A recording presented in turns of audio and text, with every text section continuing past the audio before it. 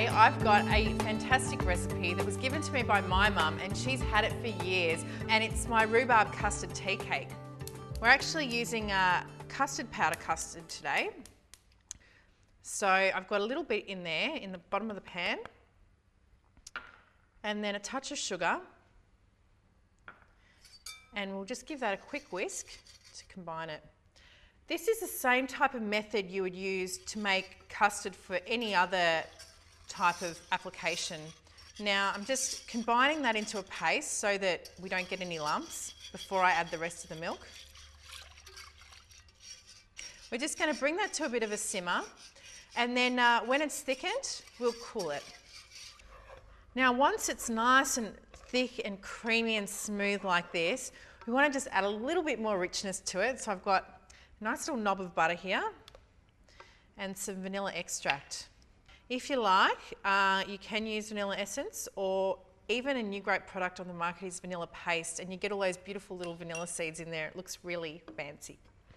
So stir that in. Now that that butter's nice and melted in, I need to let that cool completely before we put it into the cake. So I'll transfer it to a small bowl. And my little trick for cooling custard is you really should put a piece of plastic wrap over the top of it. It just stops getting that sort of filmy skin over the top. So just like that, that'll cool down nicely while we make our cake. We've got our beautiful butter here at room temperature, not too soft, not too hard. And we'll quickly work that into a bit of a paste before we add our sugar. Medium speed. Now that's all we need to do before we start adding the sugar, just to get the butter nicely worked up. And I'm only using about half the sugar here because I'm going to use the other half a bit later. So again, on medium speed. Now that one's had about 10 minutes, and you can see it's sort of looking really, really creamy and fluffy, a bit like the texture of double cream, I guess. So now it's time to add the eggs. When I add eggs to anything, I always make sure that I crack them in a separate bowl so that I don't get any shells in there, number one, and number two, just to make sure that they smell okay. They might look a little bit curdled when they start going in because you're mixing the liquid into the fat, but that's okay. Once we start adding the flour, that'll be fine. Now I've added both of my eggs, and you can see the mixture's really grown in volume, and now it's extremely fluffy. So that looks just perfect. I'm going to scrape some of that off my beater. Don't bang it because you're going to bang all the air out of the mixture. And that's fantastic. I'm using a bit of custard powder today to give it some extra flavour, along with the self-raising flour. Sifting the dry ingredients just incorporates some air into the mixture, which will make it easier to fold into our butter. Now it's time to fold it in. When you're folding any dry ingredient into a wet ingredient, I always like to use a metal spoon. It cuts through the mixture better, and it sort of damages less of the air bubbles. So I'll fold in a little bit at a time. Notice how I'm making cutting motions rather than giving it a really hard stir. I'm not going to overmix that, that's done. And I'm going to pop half of the cake mixture in the pan.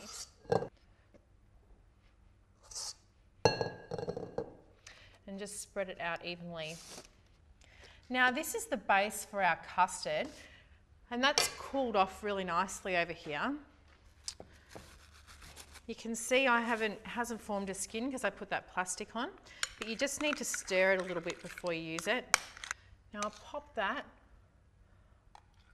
on top of the cake, and you see, because that's nice and thick, that it's going to hold its weight.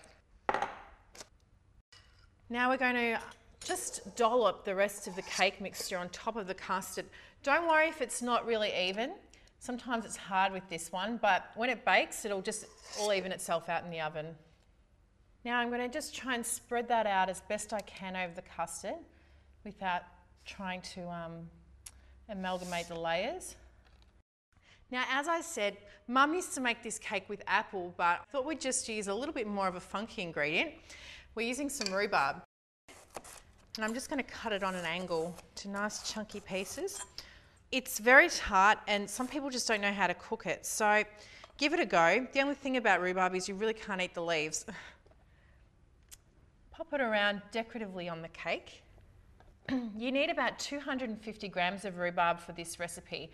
The thing about rhubarb is that it's extremely tart and it's quite tough as well. So it needs a lot of sugar to sweeten it up and quite a bit of cooking time to soften it up. Look at that, that's done now. So I've got the leftover sugar here from making the cake. It's quite a bit there. And I'm going to flavour it with some cinnamon. You can adjust this to taste if you don't like too much spice. And one of my favourite things to put in a cake that gives it a really nice tang and just a really homemade flavour is a little bit of lemon zest. Right, that's done. So I'll give it a bit of a mix just to distribute that evenly. Now, while that looks like a lot of sugar for that cake, it'll melt into the rhubarb and sweeten that up as it cooks. But the last thing we have to do is to put a little bit of alfoil over the top of that, and that'll help the rhubarb to steam through and soften up during the first part of the cooking.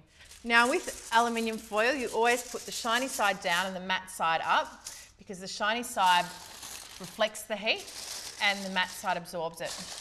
And we'll pop that in the oven for 35 minutes at 180 degrees. Then we'll remove the foil and put it in for another 40 minutes without, just to brown the top up.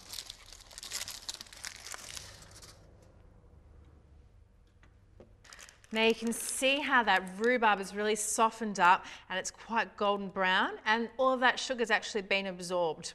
Now the beauty of having the springform pan is that you can just pop it open and slide it off without turning the cake out.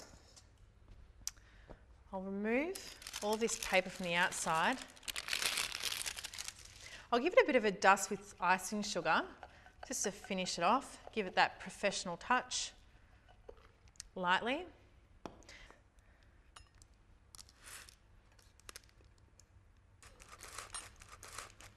Oh, look how moist that is. You can see the custard layer through it, and it's really, the rhubarb is just beautiful. You can tell how excited I'm getting. It is my favourite cake. So I like to serve it now with a really nice dollop of double cream on the side. Works really well with ice cream as well. This one's my favourite. Gorgeous, I can smell it.